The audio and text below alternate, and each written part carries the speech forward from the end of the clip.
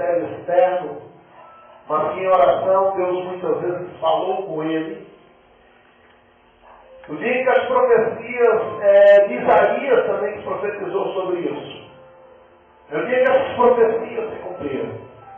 O dia que Nabucodonosor, rei dos caldeus, rei da Babilônia, ele invade Judá, entra em Israel. E a Bíblia diz que ele destrói o templo, ele destrói a casa do rei. E ele pega todos os utensílios de ouro da casa real, do palácio real.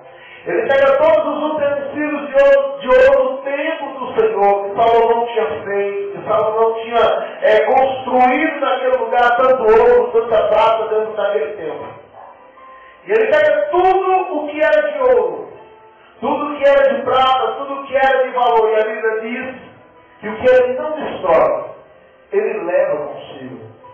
Aquele homem, juntamente com o seu exército, ele entrou no templo de Deus. E ele profanou o templo de Deus. Ele entra no templo de Deus. E ele invade locais que normalmente os israelitas não teriam direito de entrar. Ele entra porque o templo ele tinha algumas divisões. Havia um muro, o primeiro muro que onde se chegava. E naquele primeiro muro era onde depois a entrada dele era onde os gentios que gostavam da valor de Deus de Israel costumavam ficar. Depois de entrar no primeiro muro havia um outro muro onde as mulheres israelitas entravam e adoravam a partir dali. Na frente delas havia um outro muro que era onde os homens de Israel entravam e ficavam ali em frente para o templo. O sacerdote, por sua vez, era quem entrava no átrio do templo. E no fundo do templo havia uma cortina que separava o lugar santo onde o sacerdote oferecia o holocausto diário. No lugar santíssimo, o santo dos santos, onde o sumo sacerdote entrava uma vez por ano. Isso é só pena de morte, porque nós temos diversos casos na Bíblia de pessoas que tentaram transgredir isso, tentaram desobedecer isso. E eles foram mortos pelo próprio Deus. Aquele lugar era um lugar sagrado.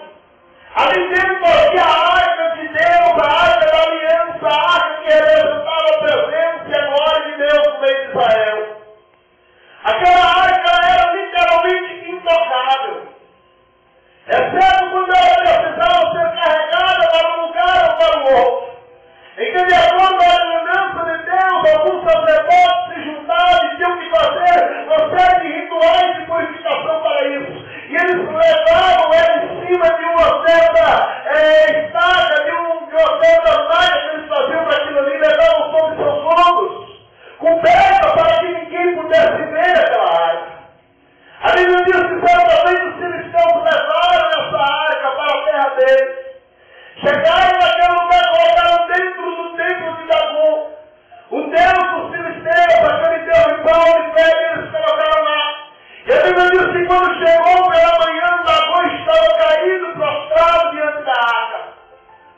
Outro dia colocaram de novo e novamente Dagon estava caído pela manhã com o rosto em terra.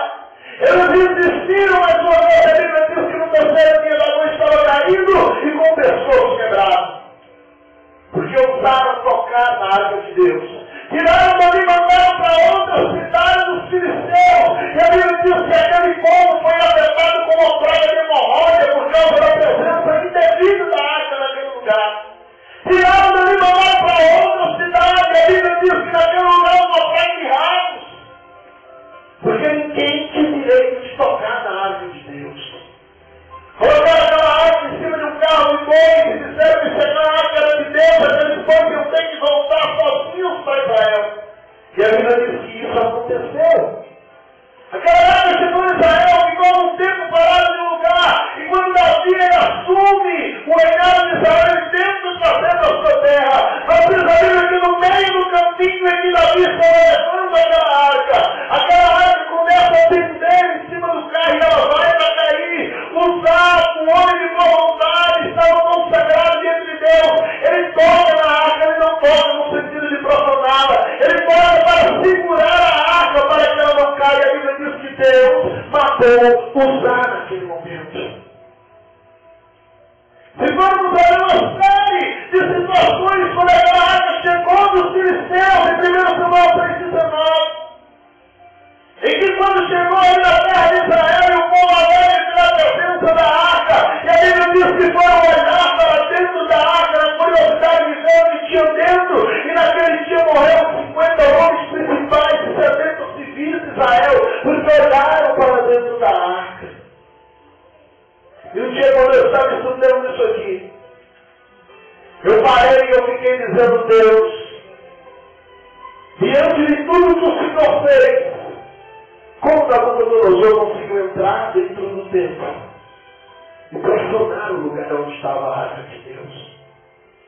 Como Nabucodonosor conseguiu entrar lá dentro e aparentemente ninguém, nem o próprio Deus fez no seu santuário? Parece que Deus não estava disposto aquele dia mostrar a glória da arca, embarcar aquela arca e tocar. Imagine aquela peça sagrada lá sendo profanada, tendo o seu ouro arrancado. E Deus não fez nada com aquele exército naquele primeiro momento. E uma vez eu estava estudando isso, eu faço muito bem. Eu entrei num conflito com Deus, eu falei: não é possível. O povo de Israel usava, queria segurar a arca, não queria deixar ela cair. Deus matou porque ele tocou na arca. Começou agora você entrar dentro do santo, e depois dentro do santo dos santos, ele profana tudo, ele destrói tudo.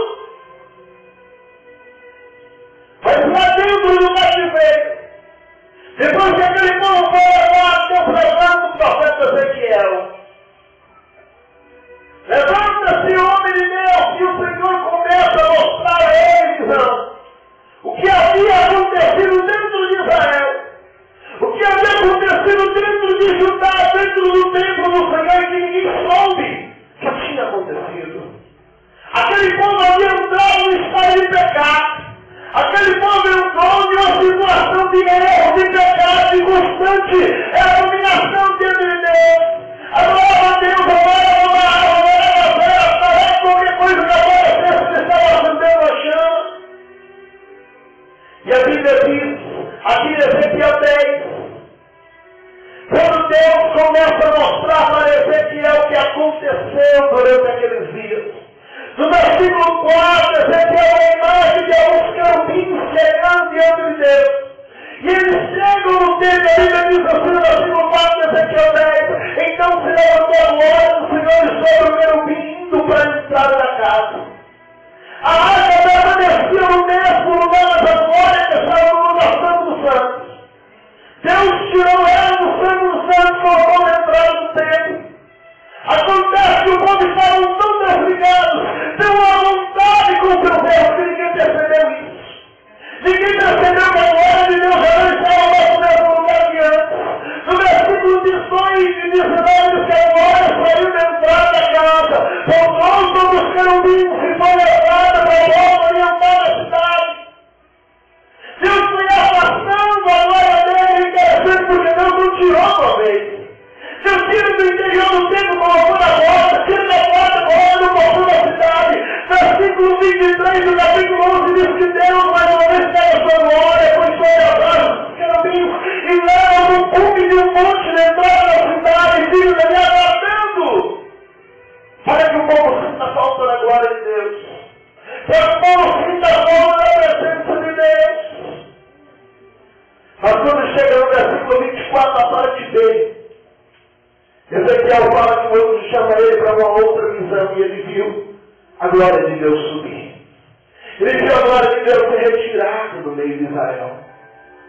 E quando chega no capítulo 12 de Ezequiel, versículos 1 e 2, diz assim: veio a minha palavra do Senhor dizendo: filho do homem, tu habitas no meio de uma casa rebelde, que tem olhos para ver e não vê, tem ouvidos para ouvir e não ouve, porque eles são casa rebelde. Deus chamou aquele povo de cego e de surdo, eles têm olhos, mas não veem, têm ouvidos, mas não ouvem. Eu não vi a minha glória no meio de Israel, e ninguém sentiu falta da glória de Deus.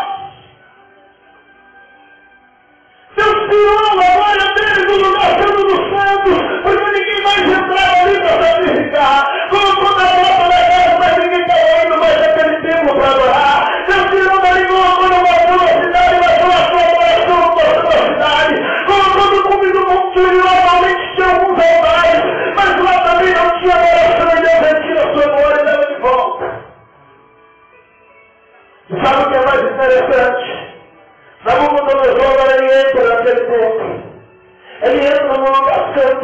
ninguém podia entrar.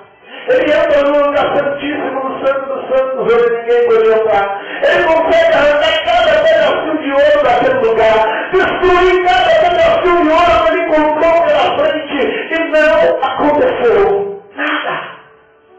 Deus mais tarde puniu ele por isso, mas naquele momento, como era de se esperar, tentaram e morrer na hora, não aconteceu nada. E o segredo está num detalhe muito simples, mas muito importante. Enquanto a glória de Deus estava sobre aquela arca, ela foi a representante da presença de Deus.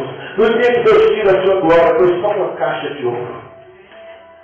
No dia que Deus tirou a sua glória, foi só uma caixinha de ouro muito cara, que não tinha a presença de Deus e nem sentido espiritual algum.